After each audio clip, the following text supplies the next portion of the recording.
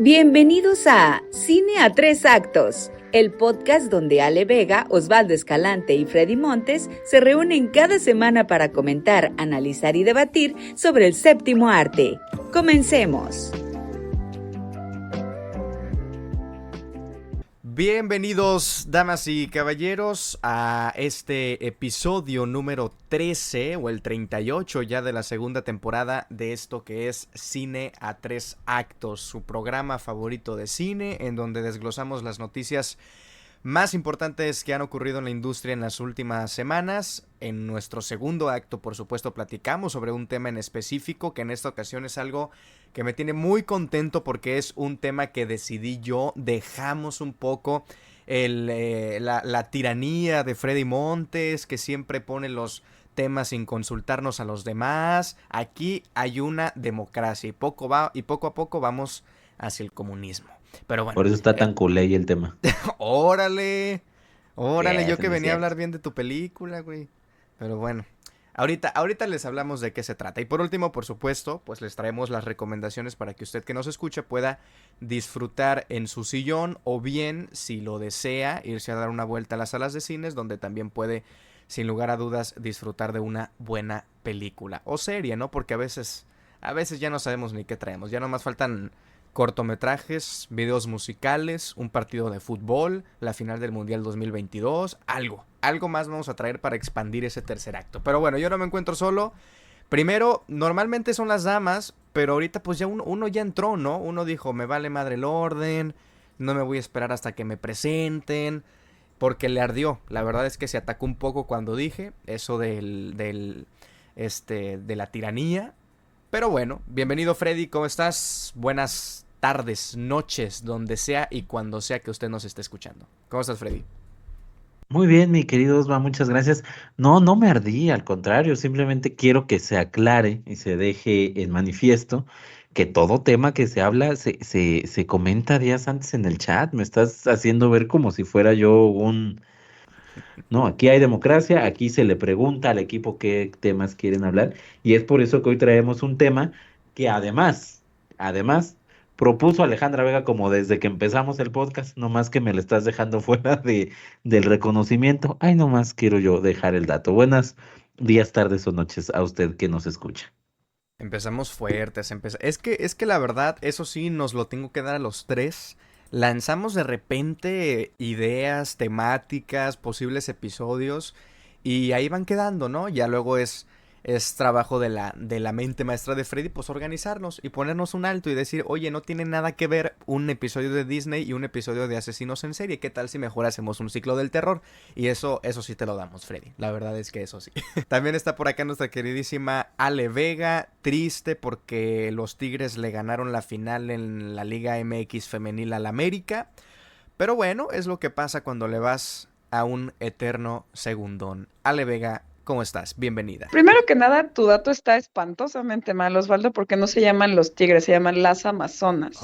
Primero infórmese usted de fútbol femenil y luego habla con bases. No tiene nada que ver con lo que estamos platicando y me da mucho gusto saludarlos y más gusto me da que aunque no haya sido bajo mi tutela, bajo mi ala, bajo mi comentario, sí se haya traído este tema que vamos a platicar hoy. Qué placer estar con ustedes. Y Bueno, solo para bueno. reforzar, sí se pasaron de lanza porque iban 3-0 en el pinches primer tiempo de la ida Ya y perdieron sé, ya 4-3 el global. sé. Hazme el favor.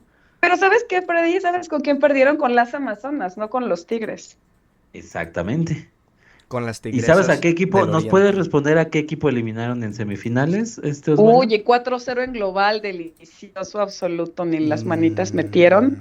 Las Chivitas Rayadas del Guadalajara. Vamos a arrancar entonces porque si no, nunca vamos a empezar con este tema que el día de hoy, ya lo había dicho Freddy, entonces Ale fue la que lo recomendó yo creo que a inicios del podcast y bueno, al final de cuentas se fueron cruzando otros episodios, otros ciclos, otras fechas que fuimos adelantando en el camino, pero hoy vamos a platicar también sobre 3 adaptaciones cinematográficas de novelas, cuentos o historias de Stephen King, un escritor principalmente reconocido por escribir novelas de terror, de suspenso, pero que ya lo veremos en este episodio. 2 de las 3 películas que traemos el día de hoy no son de terror.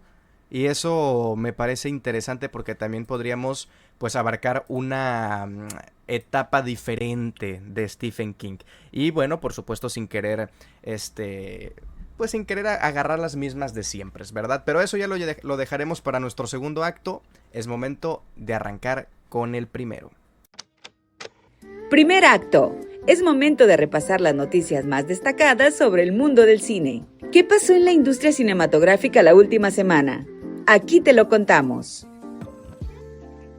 Perfecto, pues bueno, arrancamos entonces con nuestro primer acto, las noticias más importantes, las que más han dado de qué hablar en estos últimos 6, 7, 8 días.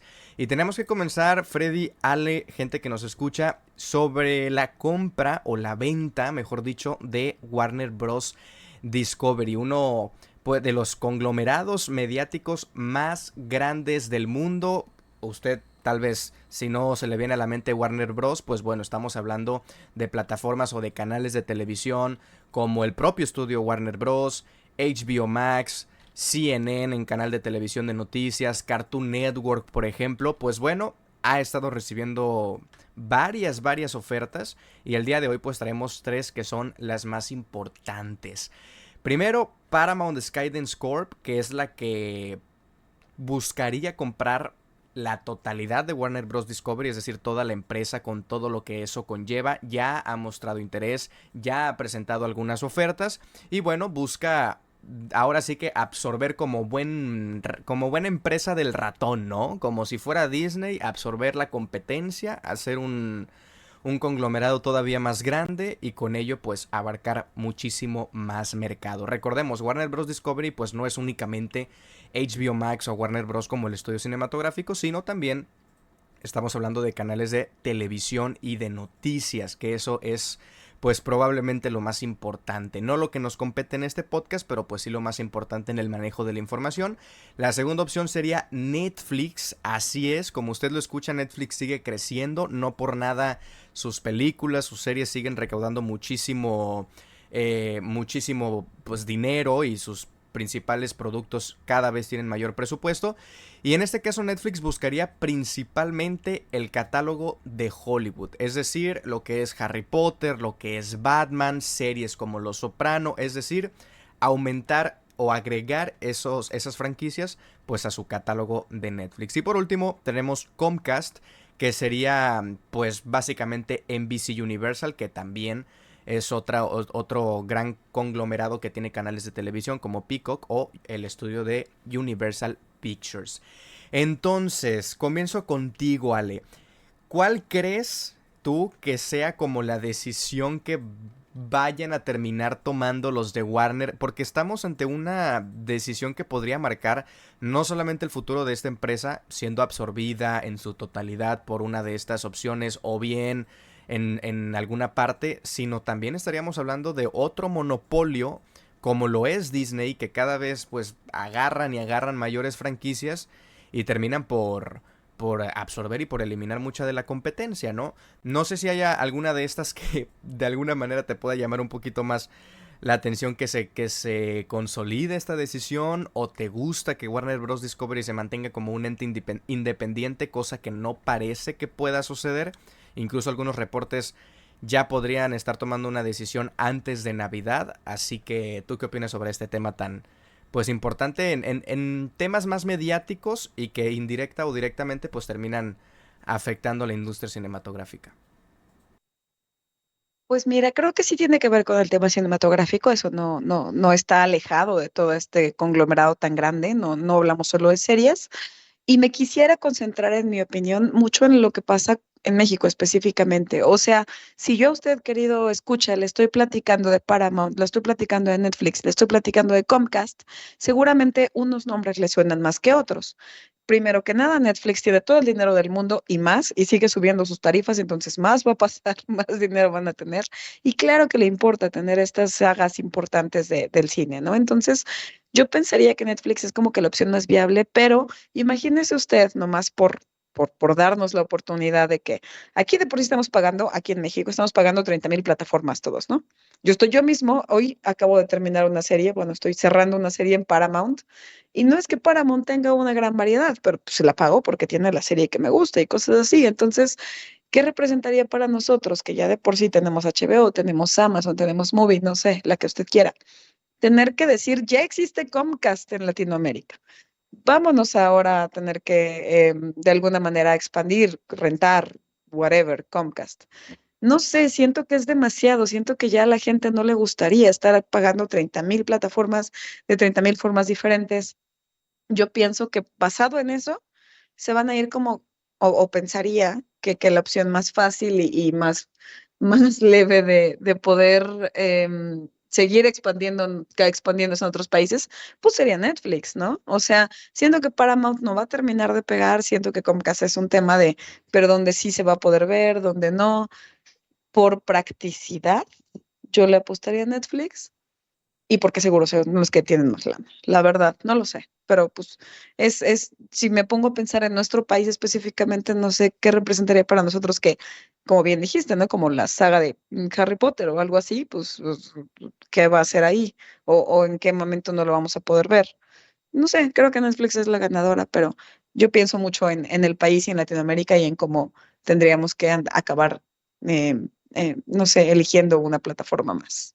Sí, que por cierto, pues probablemente la que también les llame más la atención en cuanto a oferta de compra o de venta a los propios de Warner Bros., pues sea la de Paramount, ¿no, Freddy? Porque de qué le serviría, por más que nosotros quisiéramos tener, y como comenzó, por ejemplo, las plataformas de streaming cuando había una, dos o tres a lo mucho y que ahí se dividía todo el catálogo que había, pues a nosotros nos interesaría, como dice Ale, tener en Netflix muchísimo más, ¿no? O en cualquier plataforma, pues ponemos Netflix porque sigue siendo la más popular.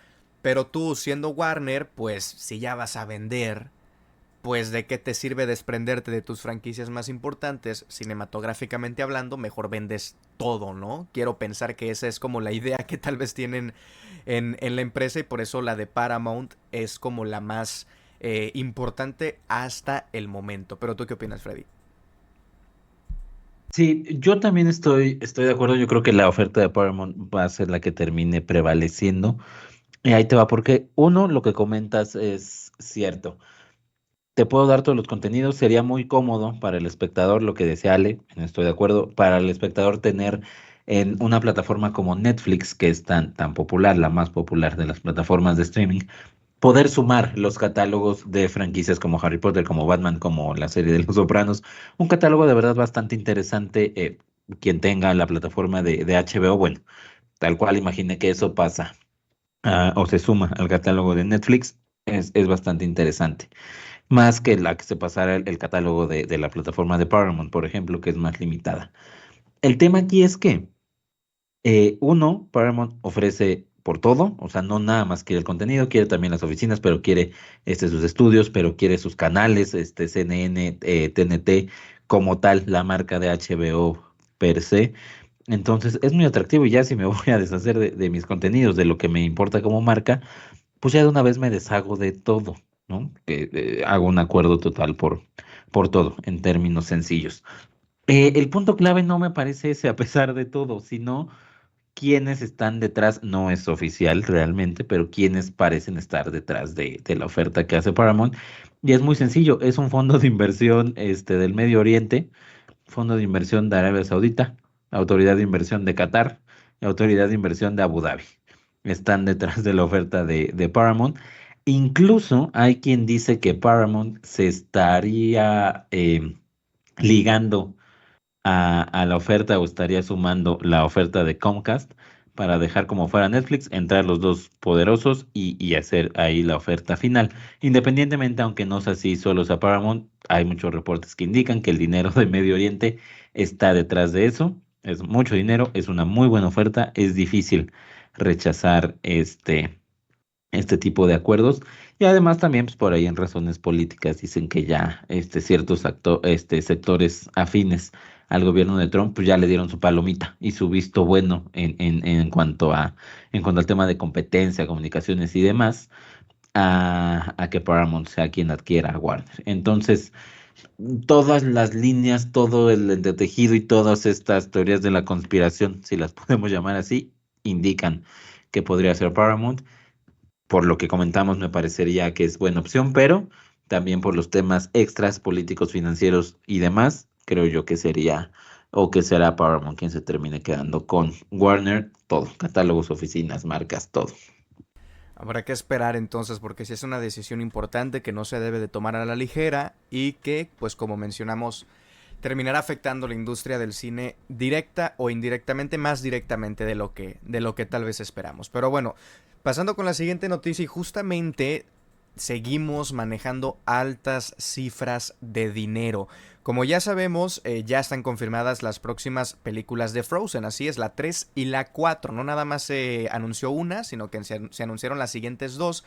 Y aquí la noticia no es esa, porque ya tenía bastante tiempo de eso, sino que se estarían reportando los acuerdos, los contratos económicos que cada uno de los tres actores principales estarían recibiendo por...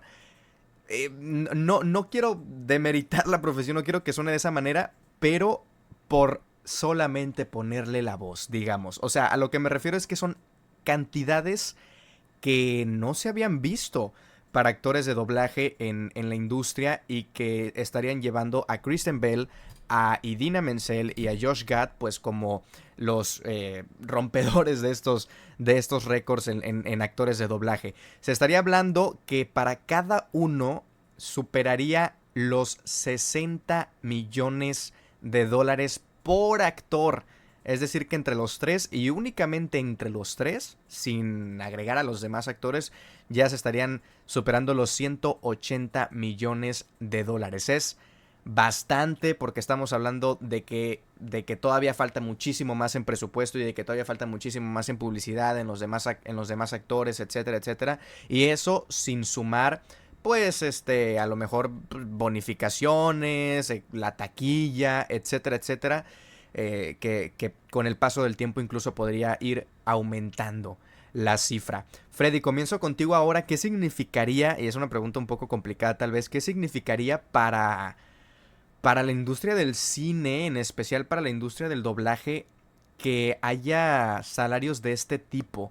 Lo comparo un poco con el fútbol, a nosotros es que nos gusta, cuando se rompió el mercado con el fichaje de Neymar al PSG, más de 200 millones de dólares por un jugador, que nunca había pasado eso y que a partir de ahí, pues ya los demás equipos dijeron, oye, pues si por este jugador pagaron tanto, por este que tengo yo, pues pueden pagar más o menos lo mismo, ¿no? Veremos algo similar, los actores de doblaje dirán, oye, si a ellos tres les estás pagando tanto, a mí también ofréceme un poco más, o será únicamente como una excepción a la regla y nos seguiremos quedando con los salarios un poquito más reglamentarios, si se le puede decir de esa manera. ¿Tú qué opinas? Sí, qué buen ejemplo acabas de dar, porque sí, a final de cuentas nadie va a poner en tela de juicio, en el ejemplo que dabas, el talento de Neymar, por ejemplo, pero sí las cantidades que se pagan por esto y que se han venido pagando a raíz de eso, que ya son una locura. Aquí la verdad es que también me parece una locura, no porque no tengan el talento y no porque sus voces sean un elemento fundamental para que la película funcione. Si se las quitas y sacas Frozen 3, vaya, habrá quien no quiera o quien no conecte tan bien con la película, aún así seguiría siendo un éxito. También hay que aterrizar eso, ¿no? Pasa mucho y ese debate está mucho y ojalá esto no llegue a oídos que va a llegar, por supuesto, de los actores de doblaje mexicanos que justo defienden mucho eso, ¿no? O sea, es mi voz, yo lo estoy prestando, sí está la película, pero pues mi voz. Mira, en Toy Story 3 nos cambiaron la voz de Woody y pues realmente, o sea, hay mucha gente que se dio cuenta, pero pues, no dejó de ser un éxito impresionante en taquilla, al menos aquí en México. Entonces, vaya, mitad y mitad, claro que son unos talentazos, claro que es complicado su trabajo, claro que se tiene que valorar completamente, pero ya estas cantidades, o sea, 60 millones de pesos por doblar dos películas, de dólares, perdón, por doblar dos películas, 60 millones de dólares por actor, o sea, 180 millones en total por estos tres actores, me parece una locura y obviamente puede afectar, o sea, si esta va a ser la línea que se va a seguir, obviamente esto puede afectar al resto de películas de menor presupuesto, películas animadas de menor presupuesto, pues cuando quieran tener a un gran actor, que a veces es solo un gran actor y el resto son actores de doblaje que no ganan tanto, pero un gran actor pues va a querer cobrar muchísimo, entonces vas a afectar el presupuesto, entonces igual a la película no le convenga tanto salir, entonces tenga que buscar actores de menos renombre y quizá ahí sí se pierde este gancho, entonces la película ya no tiene tanto éxito, o sea, puede afectar más de lo que puede beneficiar. Ojo, ahí sí es, ahorita que comentaba lo de los actores de doblaje mexicanos, ahí sí es diferente, para que no vayan a empezar a pedir porcentajes más o menos similares a lo que está pasando aquí, porque allá no se hacen las películas y luego se les llama para doblar, ¿eh? El trabajo de ellos, o sea, hay actores de doblaje en México o en Latinoamérica que en un día pueden doblar una película. Es complicadísimo, pero lo hacen. Allá no, allá son trabajos de semanas o de meses, porque es al revés. Todo se hace a raíz de ellos, de sus movimientos, de sus voces, de lo que le aportan. Ellos crean el personaje. Mike Myers, por ejemplo, que hizo a Shrek en la versión original en Estados Unidos, este acento escocés, quien la ha visto en su idioma original, este tema de acento escocés y demás, se lo dio a Mike Myers y se lo dio ya que habían terminado de grabar. Dijo, no, no está funcionando, hay que cambiarle. Y otra vez y ajustar la película a la voz del señor.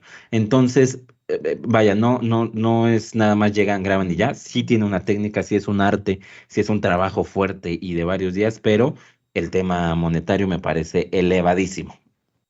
Sí, de acuerdo. Aunque luego, Ale, no sé qué opinas tú, pues se puede ver del lado de, a ver, si es una franquicia, si es una película que genera tanto, ¿por qué no pagarles un poquito más o que los actores de doblaje se lleven un poquito más tajada de pastel, ¿no? Están como las dos, Entiendo. las Ujú. dos vertientes. ¿Tú qué opinas? Pues es que aquí, bueno, al menos yo quisiese resaltar que esta es una película que es muy musical, ¿no?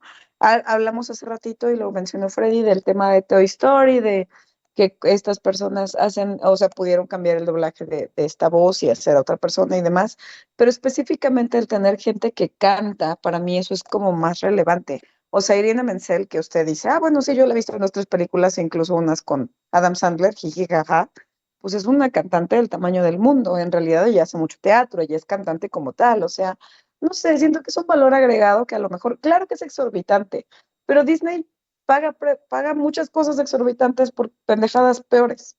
Y no estoy defendiendo Frozen, es más, no sé, ni siquiera sabía que iba a haber una 3, no sabía que iba a haber una 2.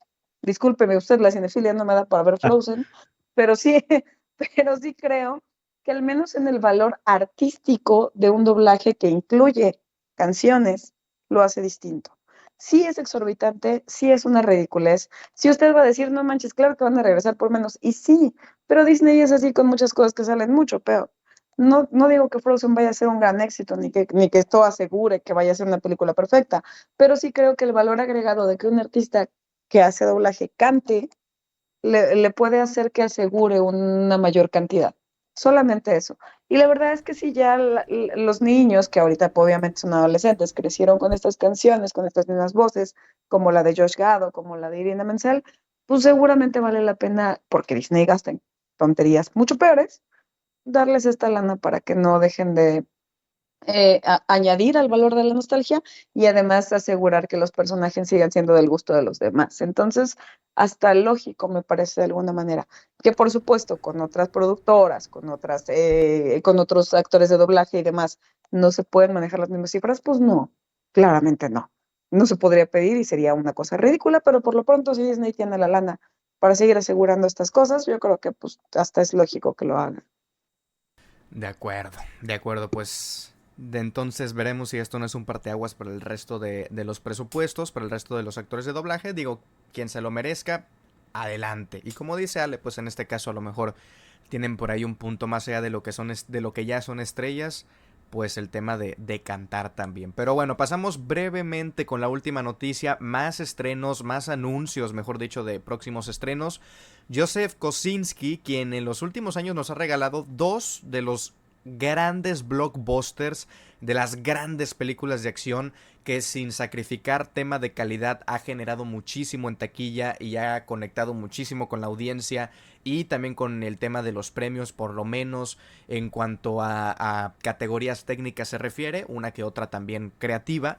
Pues ya tenemos anuncio de Top Gun 3 Maverick, es decir, una tercera película de Top Gun y una secuela de la película de Fórmula 1 con Brad Pitt, Dos películas que a mí en lo personal me gustan muchísimo, ya expliqué un poco el porqué.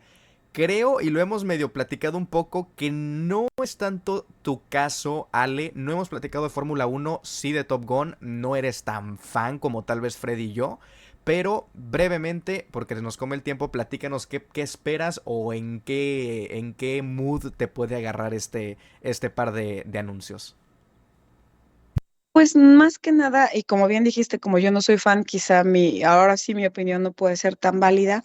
Sí creo que, y esto le voy a dar puro mérito a Freddy y a nuestro querido invitado José Roberto Landaverde, que estuvo hace unos episodios con nosotros, hablaron específicamente de Joseph Kosinski como un director que había hecho gran trabajo con las dos entregas de lo que estamos mencionando.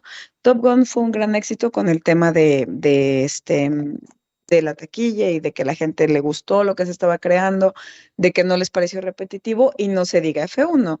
Digo, yo tengo amigos que son muy fans y la verdad es que lo disfrutaron, o sea, fans de la F1 y lo disfrutaron mucho como experiencia cinematográfica. Entonces, creo que ya demostró este señor que tiene gran trabajo, que sabe hacer su chamba para que las películas de acción y estas películas específicas de un tema que le gusta mucho a la gente de la velocidad, de la acción, etcétera, pueda seguir redituando, tanto para el estudio como para el propio director, como para todos los involucrados. Yo creo que hasta es lógico que se quiera continuar, ¿no? Ya estamos hasta el full de estas secuelas, pero van a seguir sucediendo porque reditúan y van a redituar. Entonces, lo raro sería que fuera al revés y no les dieran la lana. Claro que se las van a dar. Y por lo que entiendo, y insisto, discúlpeme usted, querido escucha, mi cinefilia no me da como para yo ser fan de Top Gun ni de BF1, pero para los que les gusta y que les ha redituado y que quieren ver una secuela, creo que este director lo ha hecho bien y pues vamos a ver, esperemos no baje el ritmo. Sí, vaya que lo ha hecho bien. Y bueno, también es noticia que regresan Tom Cruise para Top Gun y que regresa Brad Pitt para Fórmula 1. Freddy, brevemente comentarios. Voy a hacer caso a lo que acabas de decir de brevemente. Si Joseph Kosinski va a dirigir las secuelas de Top Gun y de Fórmula 1, que haya Top Gun 25 y que haya Fórmula 1, 2, 3 y Fórmula 34 y NASCAR y Le Mans y lo que quieras. No me importa. De acuerdo, de acuerdo. Es que son muy buenas películas. A mí me gustan muchísimo, la verdad. Y Fórmula 1 también fue una gran sorpresa. Pero bueno, ahí está. Estamos contentos, por lo menos 2 de 3, de que se hayan anunciado estas dos secuelas, Top Gun y Fórmula 1. Y con esto, damas y caballeros, cerramos nuestro primer acto. Vamos al segundo. Segundo acto. Nos adentramos en nuestro tema de la semana. Películas, directores, actores o momentos clave en la historia del cine. Todo lo que necesitas saber en un solo podcast. Bueno, arrancamos entonces con nuestro segundo acto, el que lleva por supuesto el título de este episodio, ya el episodio número 13 de la segunda temporada. Hablaremos sobre adaptaciones de Stephen King, damas y caballeros, y como les adelantábamos al principio, decidimos no agarrar las principales películas, las principales adaptaciones, porque son películas que tal vez ya se ha hablado mucho. Estamos, por ejemplo, mencionando a The Shining o las de E.T., yo que sé, la de Misery, no sé, hay muchísimas, la de Carrie, por ejemplo, de Shawshank Redemption. Son grandes obras, son grandes novelas, son grandes escritos y también han realizado grandes adaptaciones, pero bueno, decidimos salirnos tal vez un poquito del molde y recomendar o platicar un poco sobre estas otras tres películas que, si bien, pues a ver, son conocidas evidentemente como toda la obra del escritor, pues tal vez no lo sean tanto como las anteriormente mencionadas. Agarramos a este escritor porque la verdad es que es de los más adaptados, ¿no? Y cada película tiene incluso hasta 2 o 3 versiones en diferentes épocas, en diferentes décadas, incluso por supuesto también con diferentes estilos, diferentes cineastas detrás, directores, directoras, y creo que por eso hay muchísimo de dónde agarrar, y eso explica también el por qué Stephen King pues es uno de los escritores más populares de los últimos años, ¿no? Y bueno, de los últimos años me refiero también hasta de los 80s y de los 70s, entonces de los últimos años, bastantes últimos años. Pero bueno, esperando que ustedes estén en sintonía con nosotros y que nos comente también algunas otras recomendaciones sobre la obra literaria de Stephen King.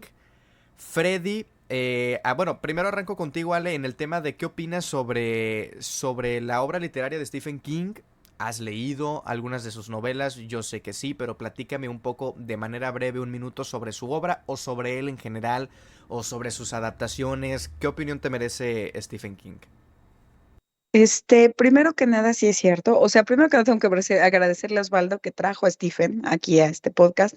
Alguna vez habíamos platicado de The Shining, porque hablamos de las adaptaciones de libros que llegaron al cine, pero valía la pena hacerle a este propio escritor su episodio. Híjole, es que empezaste mal conmigo porque es mi escritor favorito. Entonces yo llevo mis 80 años que tengo de vida siendo fan from hell de todo lo que escribe, ya sea terror o no terror, o sea sentimentalismo, o sea acción, o sea lo que sea. Soy muy fan de todo lo que hace. Difícilmente algo de lo que entrega no me va a gustar. Entonces, pues yo estoy como que en pez en el agua en lo que trajiste el día de hoy. Me gusta mucho que podamos platicar de tres películas que son menos conocidas de él, porque creo que hubiera sido mucho más fácil y mucho más mainstream haber dicho Misery, haber dicho otra vez, como dijiste, The Shining o The Shawshank Redemption. Y nos trajimos tres películas que a lo mejor medio están bajo el radar, no, a lo mejor no estamos tan claros de que son obras suyas, de que son libros suyos. Entonces, me da mucho gusto que hayamos traído cosas que usted va a poder leer en compendios, que usted no conoce que este señor tiene un seudónimo y que ahora vamos a platicar de él porque precisamente sacaba libros con otro nombre y cosas que en adaptaciones cinematográficas les han cambiado algunas partes, incluso partes eh, fundamentales como el propio final, ¿no?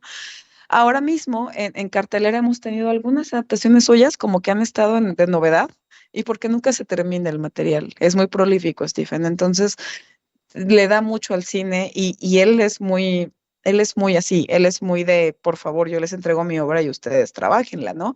No siempre sale bien, de hecho hay muchos chistes al respecto de que siempre las adaptaciones que le quieren hacer a grandes obras suyas no funcionan, pero creo que últimamente los directores se han puesto más las pilas para sacar mejores trabajos y le han hecho un poco más de justicia. Entonces, pues nada, hoy vamos a traer tres películas que creo que son importantes para hablar del trasfondo de su trabajo. Y nada más como un detalle muy particular que me gustaría mencionar y que casi nadie menciona nunca cuando se habla de sus adaptaciones. El señor tuvo muchos años en los que cuando un estudiante de cine quería adaptar su obra, él le vendía los derechos de la obra por $1, porque él quería que también, como ayudarle a estos directores noveles a que pudieran trabajar sus cosas. Entonces, pues no lo hace cualquier escritor. A él, por supuesto, no le falta dinero. Y esa es una de las cosas lindas que me parece de su persona, que casi nadie sabe. Entonces, por muchos años a los directores que querían adaptarlas, se las vendía a $1 y eso es muy bonito. Nos ha permitido ver igual adaptaciones no muy buenas, pero también cosas muy lindas de su chamba y creo que vale la pena un poco estas partes muy cinematográficas de lo que ha hecho en sus libros Stephen King. Y ya me voy a callar porque si no podría seguir horas aquí. Justamente iba a decir que me encanta y se nota que es el escritor favorito de Ale Vega porque no se pudo contener a un minuto Mucho. simplemente, ¿eh? Pero No, tú, perdón, ya me voy a callar. no, no pasa nada, tú muy bien, Ale, tú muy bien. Me gusta porque de hecho soltaste por ahí algunos datos interesantes. Yo no sabía eso de que él solía vender su obra o los derechos a un Sí, dólar. casi nadie Para sabe, que pero sí, es y bonito. es un gran dato porque justamente nos regala gran variedad de estilos y de directores y tal, como ya hemos mencionado, cuántas versiones hay de Carrie, cuántas versiones hay de The Shining, y esos son las versiones mainstream y las versiones más conocidas, pero cuántas no de pequeños directores que por ahí tuvieron la oportunidad de a lo mejor hacer hasta un cortometraje, ¿no? De alguna de sus obras. Sabemos que ha hecho algunos Sí, cuentos justo. cortos y historias cortas y que eso también permite pues jugar en diferentes formatos. Pero bueno, Freddy, de manera breve, ¿tú qué opinas sobre Stephen King? ¿También es de tus favoritos o le tienes una estima en cuanto a su obra cinematográfica, su adaptación? ¿Qué te parece? Mira, datos precisos, sí, le dio buenos datos, pero el mejor dato que se ha dado aquí me parece el de mi buen Osva, porque yo sabía que Stephen King había escrito It, pero E.T. no sabía. De hecho, yo pensé que era una historia original, pero Es gran otra dato, ¿eh? versión, Gran es dato. una versión de Es terror. otra versión, sí, y podría ser perfectamente de Stephen King. No, a ver, yo confieso que soy más de la obra literaria de King en la parte del terror.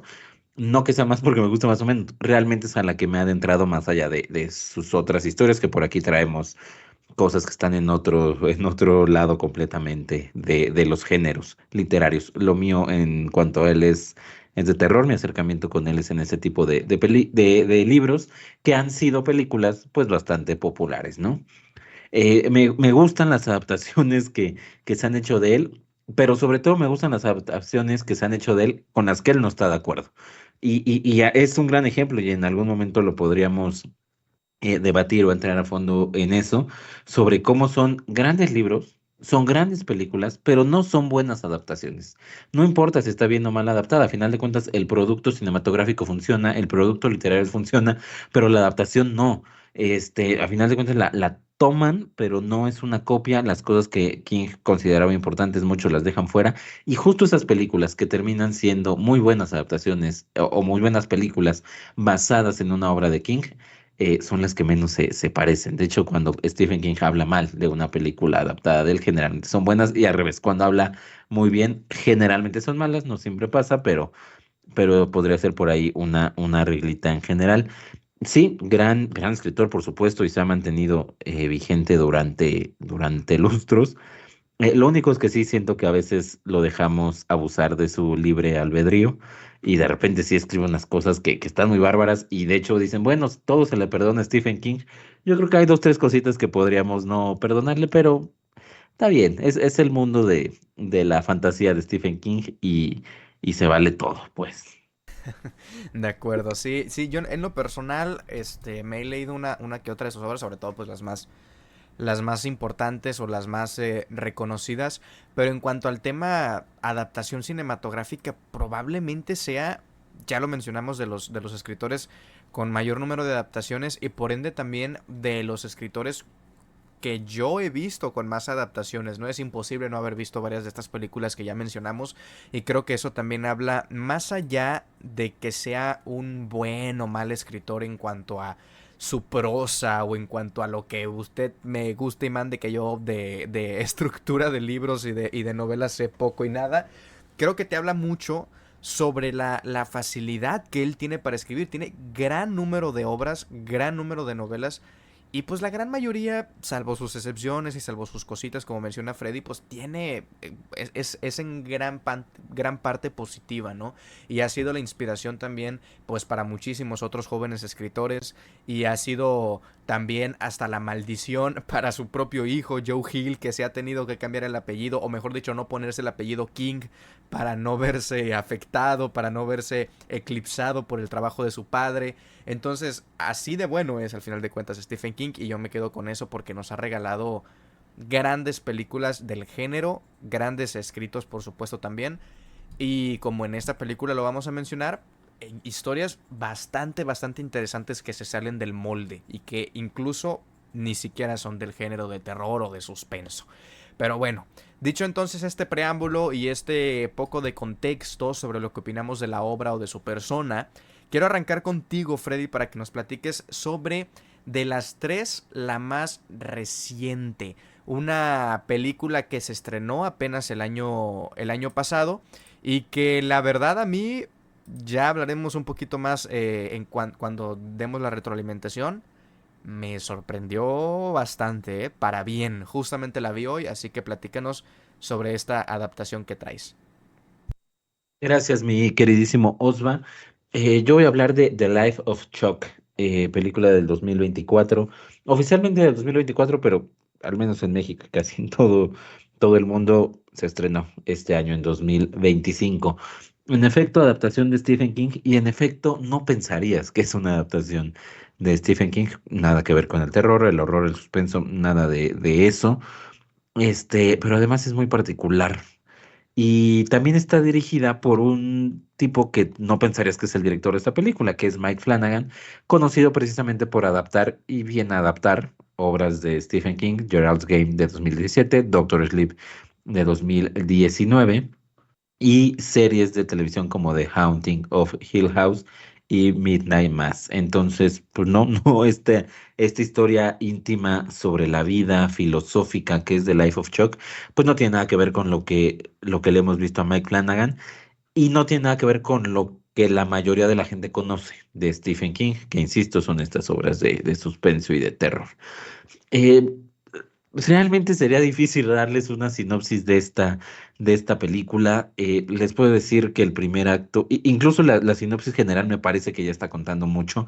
Mi invitación sería que se adentraran por completo en esto y que avanza la película y van a decir qué está pasando.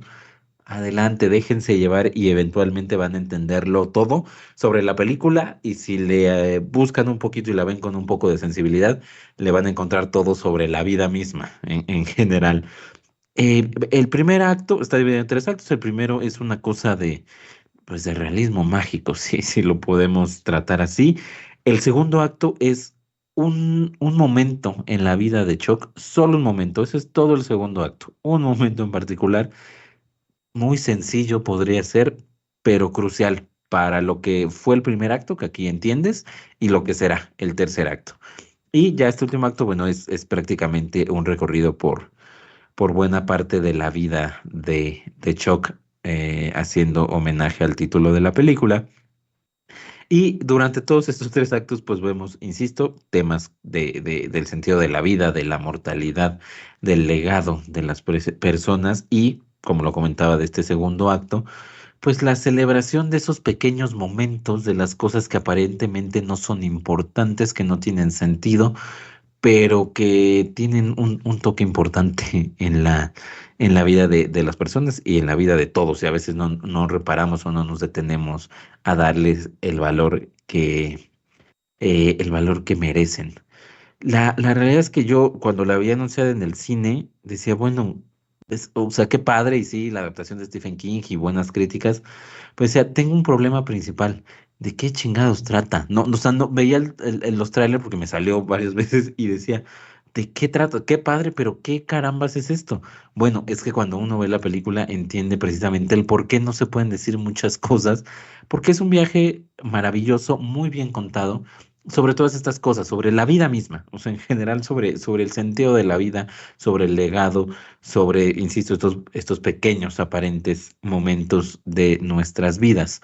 Lo interesante es que si estuviera contado de otra forma, de manera lineal, con una estructura convencional, pues sí, muy padre, pero no funcionaría, no tendría el efecto y no nos daría a entender lo que nos está dando a entender la película, la forma en la que está contada, cómo lo desarrolla, cómo va jugando con esos tiempos, es lo que le da ese sentido a nuestra historia. Insisto, el tercer acto e incluso por ahí el segundo, o sea, termina ya el segundo acto, nos queda solo un acto y mucha gente podrá decir, ¿a dónde vas? ¿Qué es esto? O sea, ¿qué es lo que me estás presentando? ¿Qué me quieres dar a entender?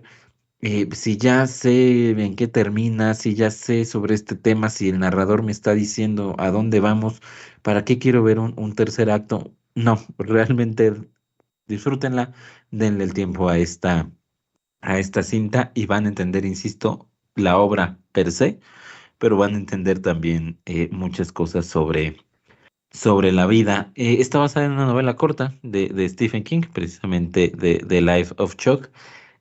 Es una novela corta y por ende fue fácil adaptarla. Realmente respeta mucho el material original. También está contado de la misma forma. Y aquí sí, por eso hice ese bemol cuando empecé a hablar hace rato de Stephen King. Esta sí le gustó a Stephen King y dijo que pues sí, sí funciona como buena adaptación.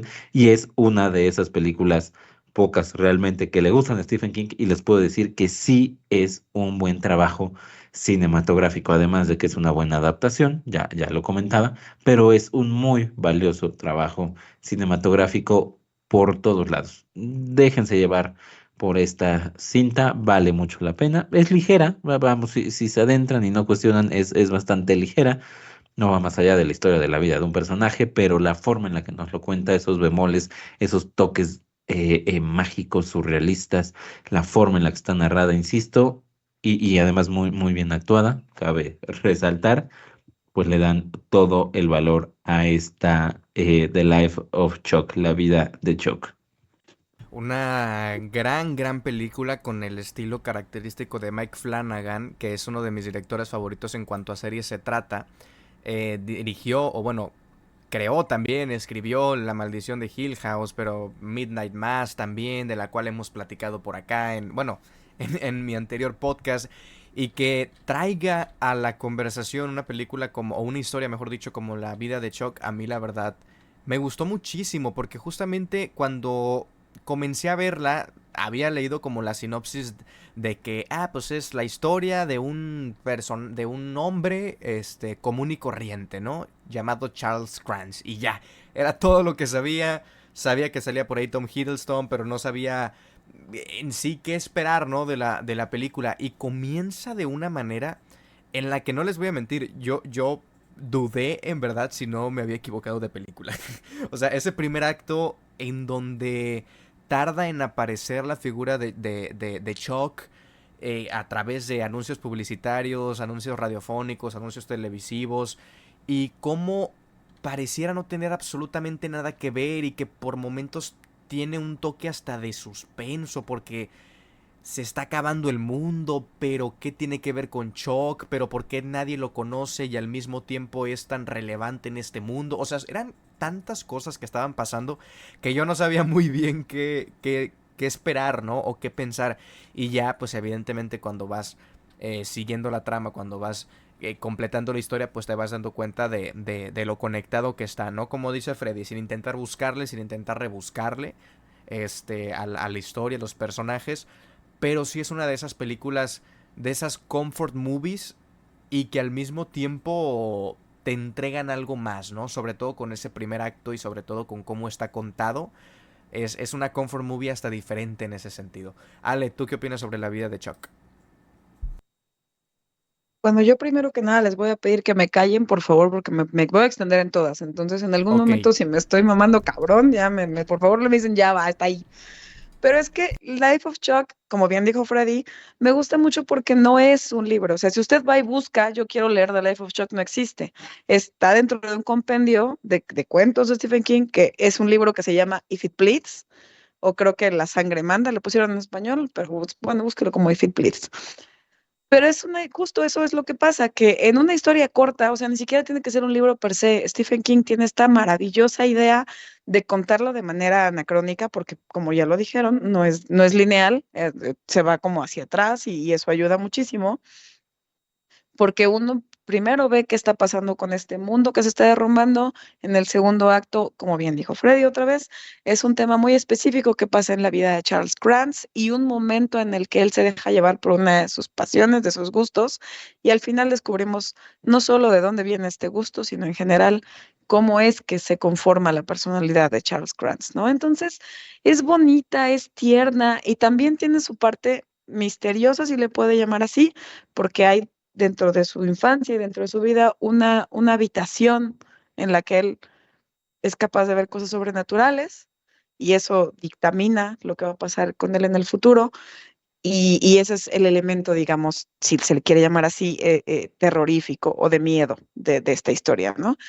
Pero acaba siendo una lección de vida, de cómo esto, mm, todos podemos aprender un poco mientras estamos en este plano, en esta tierra, qué podemos hacer con nuestras circunstancias. Entonces es una historia hermosa y me gusta porque cuando uno piensa en Stephen King, no piensa en historias hermosas, piensa en terror, piensa en fantasmas, piensa en sangre. Y a pesar de que está en If It Bleeds, no tiene nada que ver con eso y es muy bonito. Entonces, es un buen acercamiento para desetiquetarlo de estas cosas que le pasan a este escritor y comenzar a pensar que él también tiene elementos sobrenaturales, pero que no necesariamente nos quieren espantar. Y es muy linda, está muy bien actuada, tiene a Tom Hiddleston, que sabemos que es un gran bailarín y que eso influye mucho en la cinta, pero también tiene a Mark Hamill, tiene muchos actores que valen muchísimo la pena y sobre todo quisiera destacar que hay un narrador de voz en off, que es Nick Offerman, que además yo amo ese actor, pero que él se encarga de decir casi que línea por línea lo que pasa en la historia escrita.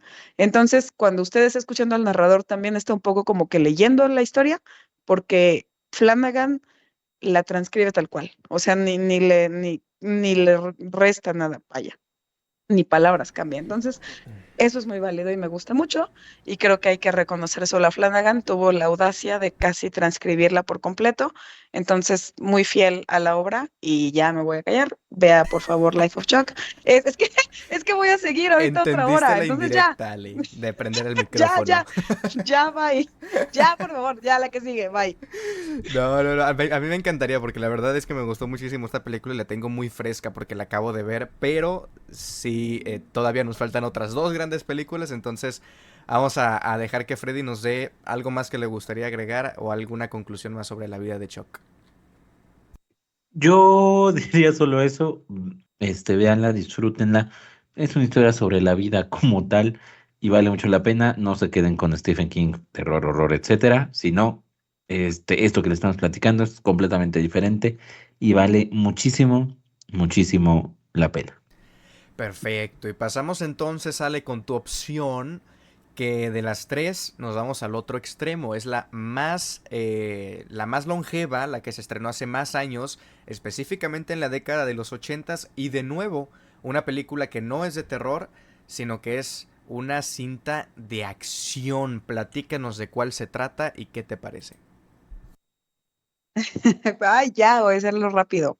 Este, The Running Man. Yo elegí The Running Man, que es una película de, como bien dijo Osva, 1987. Es del director Paul Michael Glaser, que además es actor, seguro usted lo ubica en varias películas. Pero yo lo traje porque creo que pocas personas que no estén tan adentradas como acá su servidora con la obra de Stephen King, pocas personas saben que él tenía un seudónimo y publicaba libros bajo el seudónimo de Richard Bachman. ¿Por qué lo hacía? Porque él tenía pues mucho que decir, muchas ganas de contar historias, y su editorial, y en esas épocas solo se podía publicar un libro por año. Entonces, él por más que decía, güey, yo ya escribí otra, pues era como, ah, Simón, pues entonces párate otro año, ¿no? Y pues él no, entonces alguien le sugirió que tuviera un seudónimo, y ese seudónimo por al menos 7 libros fue Richard Bachman. Richard Bachman fue lo que él esperaba que fuera una prueba de si sus libros podían pegar igual con otro nombre, y él quería seguir publicando. Entonces, de ahí sale The Running Man, que es la historia originalmente en el libro situada en el 2025, o sea, sí, el año de hoy. Y estas personas que ya no tienen trabajo, que tienen pocas posibilidades, que los pobres son pobres en extremo y que se están muriendo, y que no les queda más que servirle a la televisión, porque la televisión es un órgano del gobierno que permite controlar a la población. Entonces, pues originalmente el libro trata de esto, está situado en el 2025, tiene que ver con un hombre que perdió su trabajo, que no tiene cómo ganar dinero y que él decide meterse a un concurso que tal cual es una persona que tiene que estarse escapando de algunos francotiradores y matones por 30 días para que su familia reciba dinero. Eso es la historia de The Running Man. ¿Qué pasa con la película de Paul Michael Glaser? Que dice, yo voy a agarrar el esqueleto y voy a hacer lo que quiera con esta historia. Y la sitúa en 2017 y empieza por poner a un hombre que en ese momento era un ícono, como Arnold Schwarzenegger, como un héroe de acción. Y entonces le da un contexto en el que este héroe, queriendo hacer algo muy bueno, como rescatar a la gente, pues lo obligan primero, nada, a hacerlo ver como el malo, y segundo, a participar en este juego de The Running Man para que él sea el blanco de algunos matones que tienen que cumplir su chamba en la televisión. La traje porque me gusta la idea de que Stephen King haya situado una distopía en la que la televisión manipula a la gente para que crean que el que están viendo en sus pantallas es el malo, es el que hay que matar, es el que es una amenaza para la sociedad, cuando en realidad vemos el trasfondo y ni una ni otra, o sea, ni es el malo, ni quiere hacerle daño a nadie, sencillamente está en una situación de vulnerabilidad en la que no puede sostenerse por sí mismo y pues tiene que vencer a toda una organización. Ese es el esqueleto, pero Paul Michael Glaser acaba haciendo algo como de que yo quiero que Arnold Schwarzenegger sea el héroe de la época tipo Robocop, y que siga con este arquetipo de hombre fuerte que lo logra todo y que mata a los más malos y etcétera, cuando en realidad el libro no es así. El libro es pues básicamente un hombre que se está muriendo de hambre y que no quiere que su familia se muera de hambre, y que por su astucia logra salvarse hasta cierto punto en The Running Man. Entonces, para mí es un ejemplo importante de cómo las adaptaciones no necesariamente tienen que ser fidedignas, no tienen que ser al pie de la letra, como ya dijimos en The Life of Chuck, es muy al pie de la letra, pero acá no. Y aún así, Stephen King ayudó a coescribir el guión, se alejó muchísimo de este original, pero creo que lo hace con la idea de que sí se respeta este ejemplo de que los medios manipulan a la gente, y no le estoy diciendo mentiras, usted lo ve hoy todos los días en las noticias, y logramos ver a quien las noticias quieren como los malos y a las noticias que nos dicen también quiénes son los buenos y a quienes debemos idolatrar. Y Stephen King, cuando lo escribió, que ya fue hace bastantes años, no se alejaba mucho de lo que hoy vemos, de cómo nos manipulan las redes y las noticias y la tele. Entonces, me parece relevante. Creo que es una buena manera de acercarnos a las adaptaciones porque no tienen que ser idóneas, ni perfectas, ni seguir al pie de la letra, pero sí conservar una idea específica. Entonces, no es la mejor película, yo le hubiera podido traer 10 películas mejores que esta, pero sí sirve para comparar los trabajos entre el director y el escritor y de ahí darnos cuenta de cómo estos libros pueden diversificarse hacia otras cosas. Y ya voy a callar porque creo que ya me lleva mucho tiempo, pero The Running Man hoy mismo se puede ver en Netflix y tiene una adaptación nueva que hizo Edgar Wright con, no me acuerdo cómo se llama este hombre que está guapetón como protagonista, entonces pues también lo puede ver en el Glenn cine. Powell, ¿no? Sí. Gracias, Glenn Powell. Ese es como el guapo del momento, ¿no? Es uno de esos. Pero bueno, la puede ver porque Edgar Wright la adaptó ya en estas épocas, pero si no, aviéntese la de Arnold Schwarzenegger y por Michael Glazer en el 87, 78 y chéquese qué tal estuvo y lea el libro, que también es cortito y puede comparar ambas cosas, vale la pena. Perfecto. Freddy, comentarios. Nunca en la vida imaginé que la señorita Alejandra Vega fuera a traer una película de Schwarzenegger con todas las de la ley de una película ochentera de Schwarzenegger. Es, o sea, totalmente pop, pero esas cosas 100%. ridículas, pero no, 100%. Y luego la revisité el fin de semana y la vi porque estaba haciendo otras cosas. Entonces la vi en español. Ya cuando veo una película me permito revisitarla en español y haciendo otras cosas. Entonces desde que empezó y toda la voz era esta voz típica de Arnold Schwarzenegger, María Conchita Alonso. Entonces entendí que pues Alejandra Vega es una muchacha de películas de Canal 5. ¿Cómo no le va a gustar The Running Man? Y yo la estaba escuchando y dije, es una película de dominguera de Canal 5. Entonces, pues Ahora entré voy a hacer, encantado otra vez. espérame, nunca te interrumpo, Montes, pero sí te voy a interrumpir por dos cosas. Una, sí soy la persona de Canal 5, 100%, Claro, era todo lo que teníamos en mis épocas de hace 80 años. Y dos, ya expliqué que no es porque me guste, pero es una manera yo lo sé, de revisar las adaptaciones. Ya nada más iba a decir eso. yo lo sé, y ahí está. O sea, me pareció impresionante y dije, tengo que escuchar el argumento de la señorita Vega, el cual ha expuesto en este episodio. Perfecto, sí, justamente una película que a mí en lo personal, yo no he leído el libro, o bueno, la novela, el concepto me parece genial, o sea, es sumamente original, sumamente adecuado también a nuestros tiempos, a pesar de haber sido escrito hace bastante, pero la película, qué bueno que llegó un año después, Bruce Willis y Die Hard a poner orden en el género de acción, la verdad, porque vaya qué cosas que se andaban haciendo antes de Duro de Matar, ¿eh? Vaya qué cosas como The Running Man y Schwarzenegger que nunca ha sabido actuar. Nomás le queda un personaje, siempre hace el mismo personaje. Y aquí cuando intenta medio zafarse del personaje a pesar de ser el típico hombre rudo, híjole, la verdad es que queda mucho en evidencia. A mí, en lo personal, de las tres, sí fue la que menos me gustó. Y sí es una película que considero muy de su tiempo y en el mal sentido. Yo creo que sí, no he visto la nueva versión, la que se acaba de estrenar hace unos días, pero por lo menos creo que sí, tal vez sí era necesario, revitalizar o revivir un poco este escrito, a ver qué tal con nuestros tiempos. Pero en esta película en específico a mí sí me quedó a deber un poco, pero me sorprende la elección de Ale, como dice Freddy. Luego, ¿por qué no le gusta Top Gun? Pues no tengo ni idea, si es lo mismo, pero bueno. Ale, comentarios finales. Pues nada, que yo no dije que me gustara de Running Man.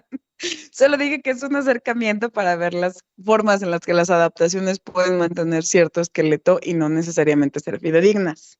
Tiene razón Osvaldo, es la peor de las tres. Obviamente, vea las otras dos que dijimos. Bueno, la que va a decir Osvaldo y la que dijo Freddy.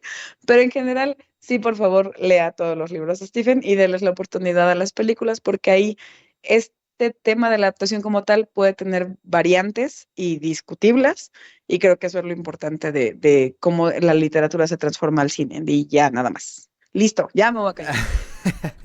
Perfecto, perfecto. Pues bueno, rápidamente yo les traigo mi elección, una película que pues de las tres probablemente sí sea la más conocida, es del 2007 y les traigo la película The Mist o La Niebla y que al mismo tiempo también es una película de terror, entre body horror, entre terror de monstruos, entre muy kaiju, muy a lo Godzilla, ese tipo de monstruos, pero es ciencia ficción, pero es suspenso, es lo que nos tiene acostumbrado Stephen King, por lo menos en el género, visto en una película muy también de la década de principios de los 2000, pero que la verdad, es una película que yo nunca la había visto, la vi por primera vez y por ende se revivió la posibilidad de hacer este episodio. Y la verdad es que me gustó muchísimo. Me encantó el manejo del suspenso. Me encantó el final. Ya lo platicábamos con Ale. No vamos a hacer spoilers porque es diferente incluso el final de la novela. Pero que se tomen también esas libertades a pesar de que el resto de la película y de la historia sea similar a la novela. A mí son decisiones que parecen ser pequeñas, pero que a mí me vuelan la cabeza, sobre todo cuando funcionan y cambian para bien. Pero rápidamente, ¿de qué trata The Mist? Es una película dirigida por Frank Darabont, basado, como ya bien les decíamos, en la novela de Stephen King, y sigue la historia de David Drayton y su hijo, y bueno, un grupo de personas que quedan atrapadas en un supermercado cuando una extraña niebla comienza pues a acechar o a inundar, digamos, de alguna manera la ciudad, el pueblo, después de una tormenta, ¿no? Y lo que parecía ser una simple niebla que tal vez al principio ya se va a disipar y va a pasar el terror y el suspenso que pueda generar que no se vea absolutamente nada hacia afuera, pues no, resulta que esa niebla trae ciertos bichos, trae ciertos monstruos, trae ciertos criaturas monstruosas, como usted la quiera llamar, que pues se alimentan de humanos. ¿Qué es lo que hay detrás? ¿Por qué? ¿Qué está pasando? ¿A dónde vamos? Bueno, es algo que usted irá evidentemente descubriendo conforme pasa la película, pero la verdad es que tampoco es lo más importante. O sea, sí nos explican, sí nos dan algunas cosillas por ahí de qué es lo que está pasando, pero no se detienen como tal a desarrollarlo porque no es lo más importante. Lo importante es el viaje, lo importante es la supervivencia de los personajes, el poder del padre, el poder de la familia, o sea, el amor paternal, fraternal, pero al mismo tiempo es una película que habla de muchas cosas, pero sin olvidar lo principal que son las muertes, el terror, el suspenso, el gore y todo esto que nos tiene acostumbrado un escritor como Stephen King y trasladado a la gran pantalla. La verdad es que es una gran pieza de terror del cine moderno. A mí me encantó. Ya tiene ratito que la vi, pero es una de esas películas que volvería a ver una y otra vez porque de verdad es una de esas películas que se disfruta muchísimo. Pero bueno, no me quiero extender muchísimo más, así que comienzo contigo, Freddy. ¿Tú qué opinas de The Mist, de La Niebla, de esta película que acá le pusieron sobrenatural, increíblemente? Es increíblemente. Ay, otra vez está muy entretenida, la verdad es que sí, sí es entretenida. Es muy interesante lo que maneja y seguramente no he leído el libro, que es lo que nos trae aquí el tema del autor. No lo he leído, seguramente está mucho mejor descrito, mucho más atractivo el tema de esta pequeña sociedad que se conforma en el centro comercial en donde están conviviendo todos los personajes, cómo van cambiando, madurando, cómo se van haciendo adeptos a una, bueno, ni siquiera sé si mantenga todas estas cosas el libro o sean adaptaciones directas, cómo va adaptando todo este tema religioso, alguien que se convierte en su guía, o sea, hace pasar por el guía de todos, cómo todo lo que creen se va cambiando, se va configurando, como la casualidad también hace que caigan en estos temas religiosos. Entonces, eso me parece interesantísimo, es entretenida. Sí, yo sé que hay cosas de efectos visuales que son lamentables, lamentables, y tampoco es muy viejita como para, ¿no?, perdonar estas cosas, y obviamente eso te saca de la película. Hay cosas bastante baratas, otras muy gratuitas, otras que se pierde en la lógica de lo que nos está diciendo, pero en general es entretenida, y ese tema de cómo se desarrolla una pequeña sociedad en ese centro comercial, eso sí me parece brutal. Es bastante valioso, y estoy seguro que en el libro mucho más. Perfecto. Ale, tus comentarios breves y por qué la opinión de Freddy desde hace varios episodios ya no nos importa nada. Vámonos. Ah, chinga. ¿En ¿Qué qué momento pasó? ¿En qué pasó esto? momento? Pues ¿Qué sí, pues pasó? empieza a atacar, me sentí Este, atacado. ¿Por qué? Si dije que está bien entretenida. Pero que está muy fea y que no sé Ah, qué. ¿sabes qué? Ya no fue por quedar bien, está bien culera tu película. A ver tú, Ale, a ¿qué ver, opinas? Pon orden compórtense. Yo aquí. se lo voy a decir, sí, yo se lo voy a decir que The Mist me gusta mucho. Y es un gran ejemplo, como alguna vez platicamos del Resplandor en otro episodio, de películas que pareciera que si le cambias cosas a la original de Stephen King no va a funcionar, pero funciona. Y The Mist hace eso. El director es Frank Darabont, que ya había adaptado películas de este autor como The Shawshank Redemption o The Green Mile, que si usted revisa el historial, son películas grandotototas en las adaptaciones de Stephen King. Entonces, Darabont ya sabía que iba, ya tenía los pantalones, por decirlo de algún modo, para cambiar cosas en la historia de The Mist, y lo hace muy bien.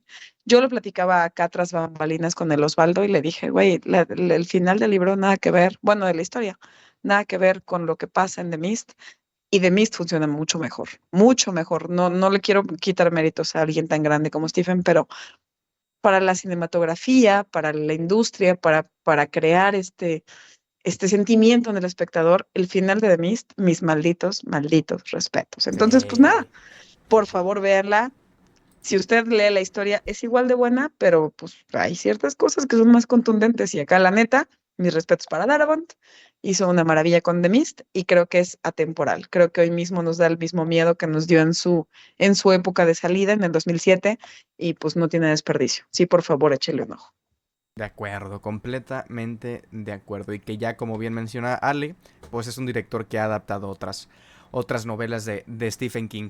Pues bueno, únicamente para concluir con este segundo acto, decirles que esta película, The Mist, está disponible en Amazon Prime Video, así que si usted tiene tiempo libre, también la puede tomar como una recomendación, a pesar de lo que dijo Freddy. Quédese con lo bueno que dijo Freddy, que sí tuvo algunas cositas, pero aquí nos encanta molestarlo. Y con esto damos por concluido nuestro segundo acto.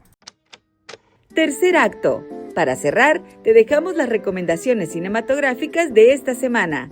No te pierdas estas joyas que te harán disfrutar del séptimo arte desde otra mirada. Perfecto, pues dando por concluido nuestro segundo acto y el tema principal de este episodio, vamos con las recomendaciones de la semana. Voy a comenzar yo, como buen autoritario.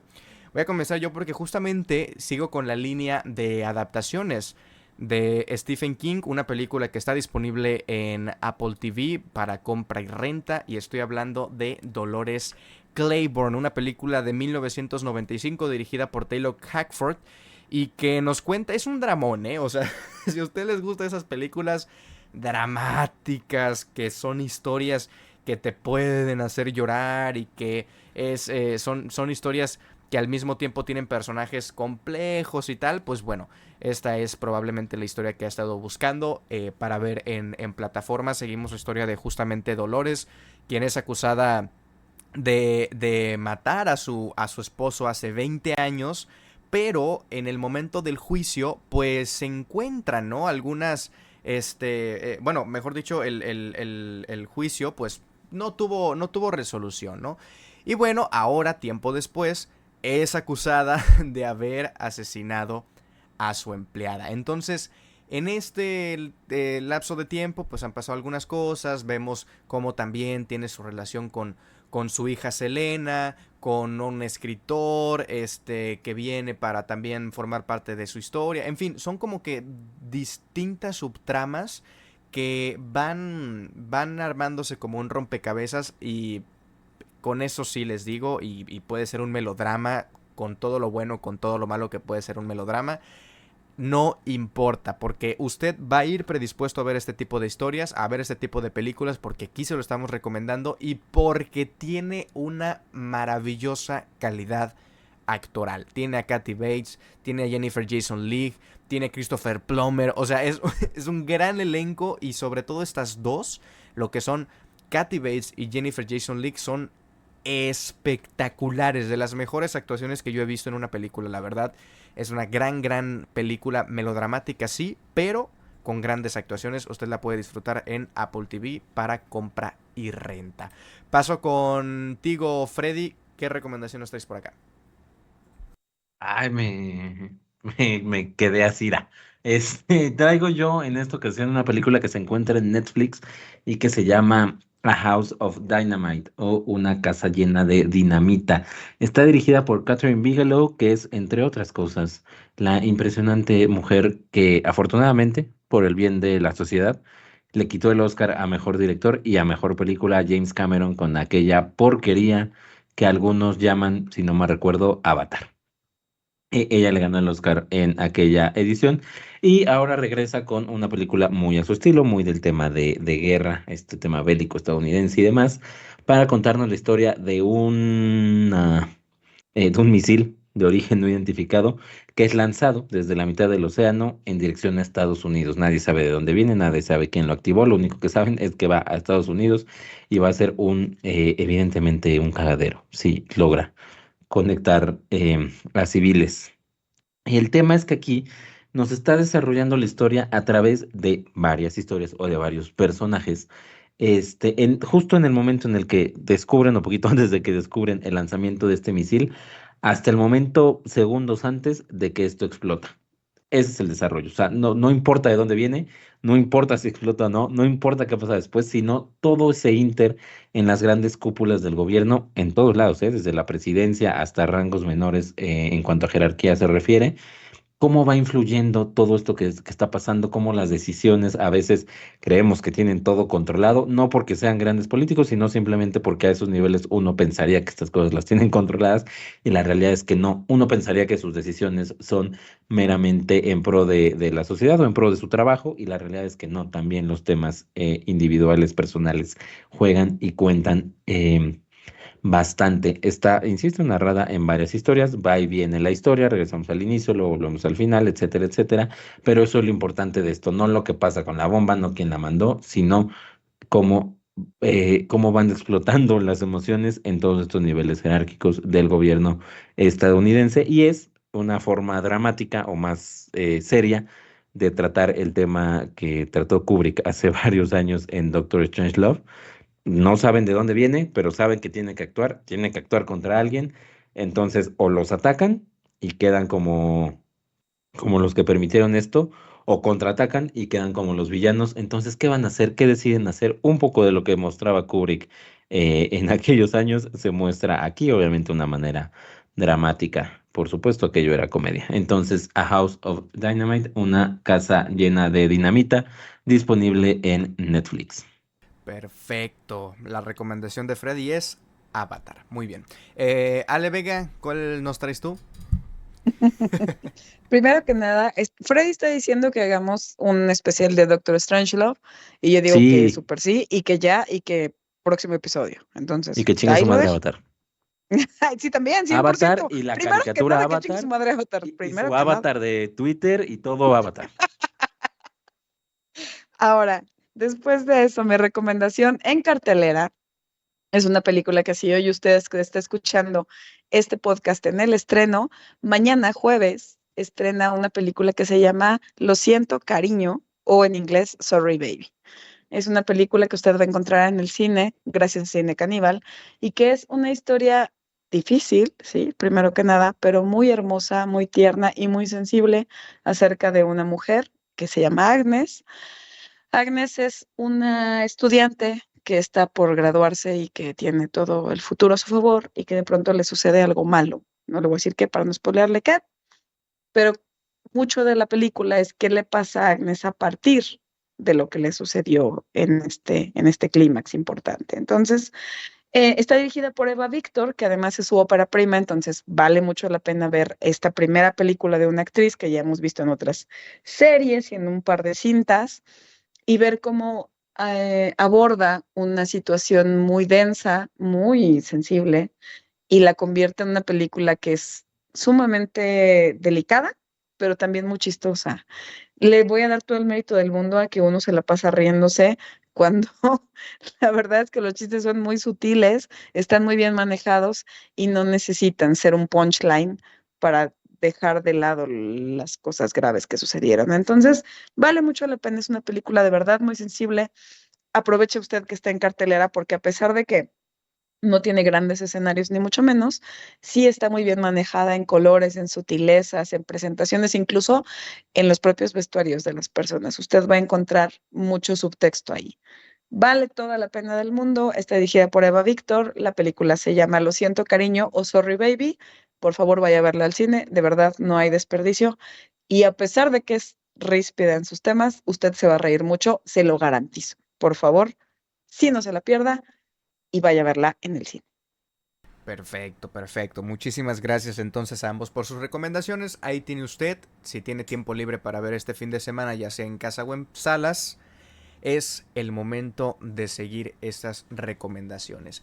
Y con ello terminamos el tercer acto y nuestro episodio. Muchísimas gracias de verdad por habernos acompañado. Ha sido un placer el poder estar con ustedes una semana más a través de todas nuestras plataformas, Apple Podcasts, Spotify, YouTube, Anchor, en fin, muchísimas plataformas en donde usted puede escuchar este episodio cada miércoles sin falta. Ya vamos a cumplir un año y cada miércoles sin falta. De eso estamos los tres muy orgullosos.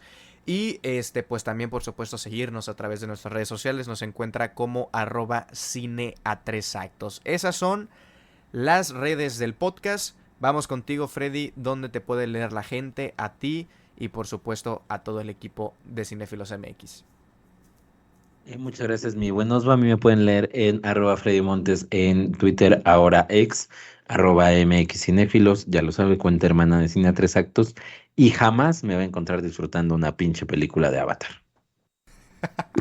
A nadie más que a Osvaldo. A mí no me gusta Avatar, ¿de qué hablan? Claro que no. Tú lo mencionaste, Rey, tú lo mencionaste. No, yo dije la recomendación de Freddy es Avatar, porque al parecer del odio al amor hay un simple paso, ¿eh? Una segunda revisitada de Freddy Avatar y yo creo que le encanta. Y viene aquí pidiendo Oscar para las próximas películas. Pero bueno, Ale, tus redes, por favor. Twitter e Instagram, @PatGretel. Qué placer haber platicado Stephen King. Hay que hacer otro episodio, por favor, porque hay más películas que platicar de él. No, vale, no. Pero espero que ay, por favor. Pero podrían ser ahora de disfrutado las más esta. comunes, ¿no? Ahora sí irnos a los clásicos, a Shining, a Exacto, Misery, alguna, o sea, específicamente abordar Misery o abordar justo estas que dijimos que son mucho más icónicas, Shawshank Redemption. Creo que valdría la pena. Twitter, Instagram, @PatGretel. Vengan a platicar conmigo de Stephen, por favor, porque soy muy fan y me gusta hablar mucho de él. Gracias. Perfecto, ahí la pueden seguir y charlar sobre todos estos temas. A mí me encuentran en Twitter y en Instagram como @osvaesc y pues ya lo sabe también todas las mañanas en www.vibraradio.mx. Muchísimas gracias de verdad por habernos acompañado.